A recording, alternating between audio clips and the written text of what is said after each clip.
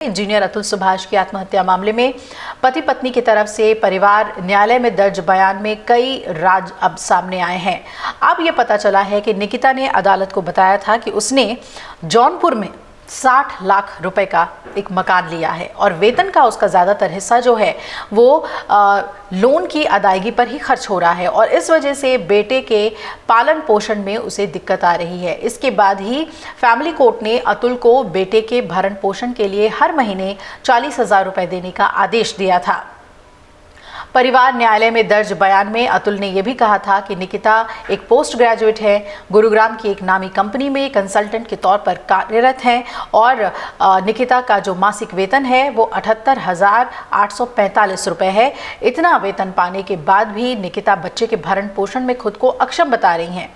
इस पर निकिता की तरफ से कहा गया कि उसने जौनपुर में घर खरीदा है, इसके लिए हर महीने 49,000 किश्त उसे चुकानी पड़ रही है, ईएमआई उसकी जा रही है और 19,310 रुपए की एक और ईएमआई उसकी जाती है। उसके पास इतने पैसे नहीं बचते कि वो बच्चे के खर्च का वहन कर सके। अब साक्ष्यों के आधार पर फैमिली कोर्ट की जज रीता कौशिक ने अतुल को अपने बच्चे के भरण पोषण के लिए हर महीने 40,000 रुपए देने का आदेश सुना दिया था। इसके बाद ही अतुल तनाव में आ गए। अतुल का कहना था कि इतने पैसे 3 साल के बच्चे पर कैसे खर्च हो सकते हैं और पैसे देने के बाद भी निकिता उसे उसके बच्चे से मिलने या बात तक नहीं करने देती। बेंगलुरु पुलिस ने निकिता की मां और भाई की गिरफ्तारी बिल्कुल फिल्मी स्टाइल में की थी। बेंगलुरु पुलिस ने 2 जवान एक दिन पहले ही एक होटल में डॉक्टर और नर्स बनकर ठहरे थे। झूंसी में ये होटल था। रात भर मां बेटे पर ये नज़र बनाए रहे और सुबह होते ही दरवाजे पे दस्तक दी और फिर दोनों को गिरफ्तार कर लिया।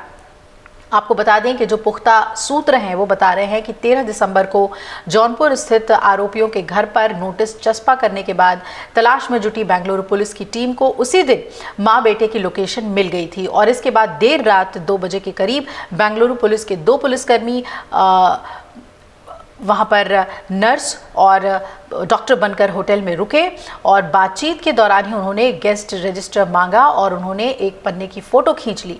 माँ बेटे कमरा नंबर 111 में ठहरे हुए थे जबकि ये दोनों कमरा नंबर 101 और 108 में ठहरे। रात भर दोनों सोए नहीं, इधर उधर टहलते रहे। सुबह 8 बजे के करीब वो माँ बेटे के कमरे में पहुँचे, फिर उनसे लंबी बातचीत की और 11 बजे के करीब उन्होंने होटल से ही एक कैब बुक की। दोपहर में वाराणसी एयरपोर्ट पहुँचे। इसके बाद उन्हें लेकर रवाना हो गए और देश भर में ये चर्चा का विषय बना। इस मामले में आरोपियों की गिरफ्तारी का ऑपरेशन बेंगलुरु पुलिस ने इतनी गोपनीय ढंग से किया, स्थानीय पुलिस को भी इसकी भनक नहीं लगने दी, ना ही संपर्क किया। इस पर भी सवाल उठे। डीसीपी अभिषेक भारती ने इस पर जानकारी दी थी कि इस मामले में बेंगलुरु पुलिस ने हमसे कोई संपर्क नहीं किया, ना ही गिरफ्तारी संबंध में कोई जानकारी दी।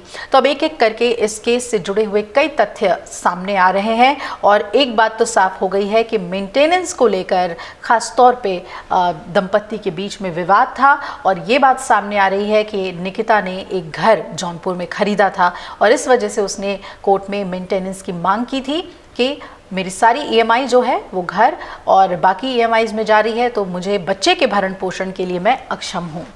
चलिए अब आगे बढ़। अगर आप ये वीडियो YouTube पर देख रहे हैं तो हमारे चैनल को सब्सक्राइब कर बेल आइकन दबाएं और Facebook पर देख रहे हैं तो हमारे पेज को लाइक करें।